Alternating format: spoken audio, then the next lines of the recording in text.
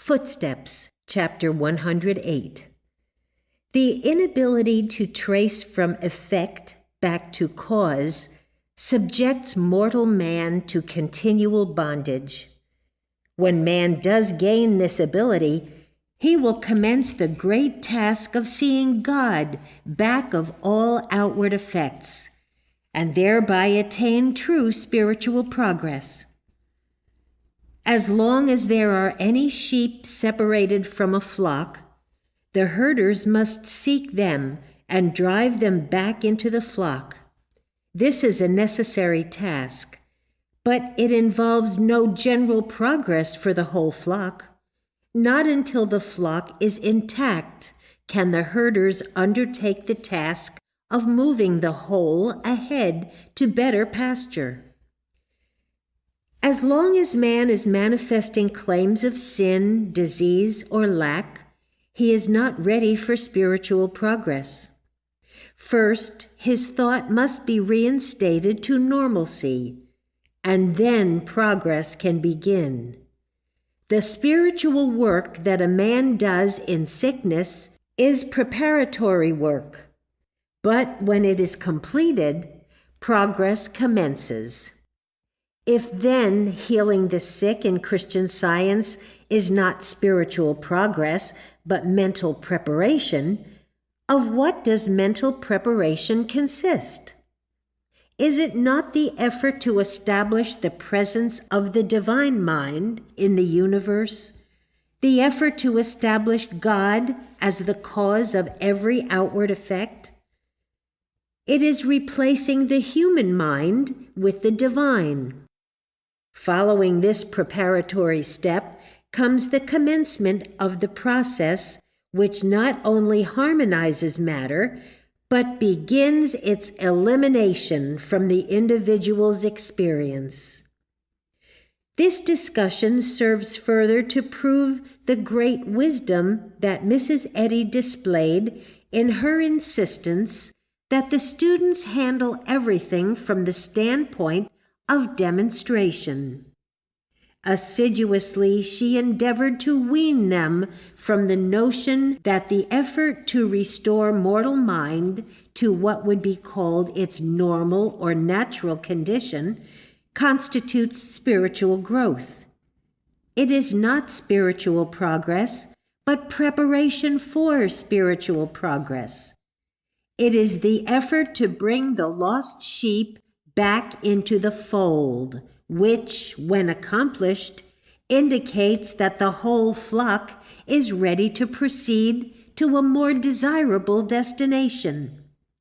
Similarly, to Mrs. Eddy, spiritual growth in its true signification was a consistent struggle to subject every part of this human experience to demonstration, or to the effort to trace from human effect back to human cause, and correct that human cause by replacing it with the divine. In Ezekiel 40 and 41, there is a vision recorded that describes in detail the measuring of the temple according to cubits by a man whose appearance was like that of brass. The minuteness of the description hints at Jesus' statement, "The very hairs of your head are all numbered," and explains Mrs. Eddy's spiritual demonstration in her home, which was based on the recognition that every created thing has its orderly place as a manifestation of some individual phase of spiritual thought. The Bible depicts the exactness of that which was devoted to the service of God. It shows that under revelation, all creation becomes the exact manifestation of demonstration, measured according to a scientific plan and governed by that plan. Similarly, Mrs. Eddy realized that only as everything in her home measured up to the scientific standard of demonstration, which had been revealed to her through Christian Science, would it deserve the designation a house of God? If the minuteness of the detail, its infinite exactness, seems tiresome and unnecessary to the human mind, that is only because it is ignorant of the spiritual law that moves all in harmony, from the falling of a sparrow to the rolling of a world. Miscellaneous Writings, page 174. This same mighty spiritual order is referred to in Ecclesiastes 3, verses 1 through 8, where it says that there is a time to break down, a time to build up, a time to weep, and a time to laugh, etc. It is necessary to comprehend the spiritual meaning of this passage in order to gain any true insight into the life of our leader. No one can ever measure the spiritual importance, value, or necessity of any outward experience or effect unless he has the insight to determine the quality of the mental cause. Under the government of divine wisdom, it is impossible for a man or woman to exhibit any such phenomena as those included in the above contrasts that are not important in the eventual spiritualization of that God-directed one. Every human experience, planting and plucking up, keeping silence or speaking, making war or creating peace, constitute the ingredients of life which, when they are the result of a spiritual guidance, become necessary in molding the final spiritual ideal. This discloses the folly of attempting to lay down an arbitrary rule for analyzing our leader's life, asserting that it is right to plant and wrong to pluck up, right to sow and wrong to rend, etc. It is impossible to judge character or motive in this way by outward effect. The spiritual motive and consciousness never departed from our leader. At some times it was more evident than at others, but it never deserted her. Hence, every one of her experiences, even those which many loving students have wished had never happened because they appeared, according to the human standards of good, as evidence of weakness, were necessary and took place irresistibly by reason of the spiritual thought that dominated her.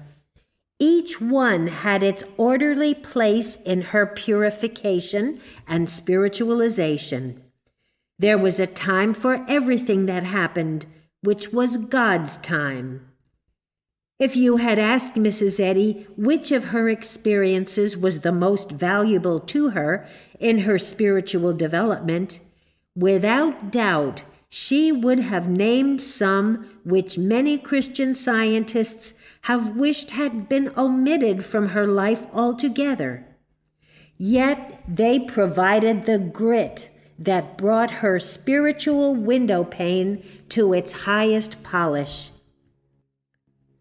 Therefore, if one desires to avoid the opprobrium of unjust criticism of our leader, he must learn causation. Then, and only then, will he avoid the danger of calling objectionable certain things in her life which were divine necessities, because they were the footsteps resulting from her determination under the guidance of spirit to follow implicitly the demands of God. If one considers that Mrs. Eddy deserved criticism because she often rebuked the students for service which was irreproachable from the human standpoint, he must remember that Mrs. Eddy's sensitive thought could detect the mortal mind basis of action in her students, that it was this which she rebuked unflinchingly, although the rebuke concerned the outward.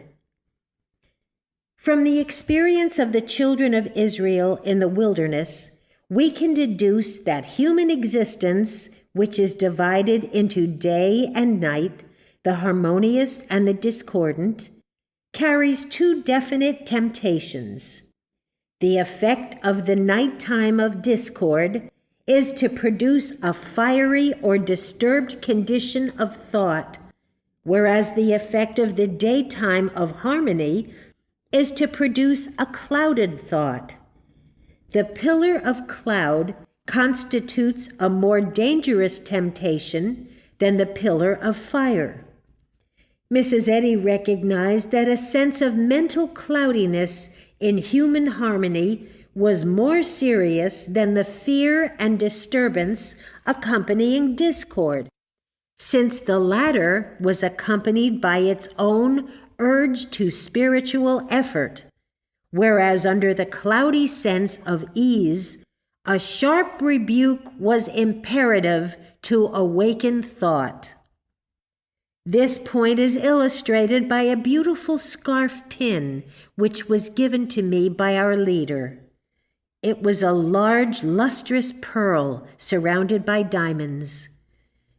It seemed a fiery blow to me when I lost this pin. Yet through that loss, I was driven to make the demonstration to realize that although I might lose the human symbol, the symbol could be duplicated, whereas the loving spiritual thought, of which the gift was merely the human expression, could never be lost. And truly, the divine sense of inspiration which our leader gave me has remained a perpetual source of joy and guidance down through the years. I discovered, therefore, that the fiery sense of loss drove me to a higher spiritual demonstration than the placid sense of possession ever would have, and hence was the greater friend to my spiritual growth. The following letter accompanied the gift of this pin. Beloved Gilbert, C.S., please accept this little gift as a symbol of the priceless divine love and my gratitude to you. Mary Baker Eddy, November 9th, 1905.